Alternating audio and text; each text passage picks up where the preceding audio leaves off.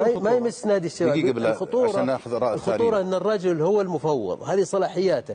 احنا نتكلم الآن عن وضع تعيش الرياضة السعودية في حوكمة، في تدقيق إداري، في تنظيم على أعلى مستوى. لذلك لما الشخص المخول وعنده مسؤوليات محددة ويجيب ديسكريبشن اللي هو تعتبر مهام وظيفية واضحة جدا بالتفاصيل، ويجيك يقول لك أنا عندي تحفظ على الإجراء هذا، ويتهم جهات ثانية أنها تضغط عليه بحيث أنه يمشي الموضوع ولا يتعرض للعقوبات، ويناشد مقام وزير الرياضة. أنا متأكد أن وزير الرياضة بيهتم في الموضوع، وأن هذا الموضوع يعني خطير على سمعة الكرة السعودية، خطير على العمل الإداري الرياضي السعودي. في الامر يا بركات. لا هذا موضوع يخص الاتحاد السعودي ولجانه.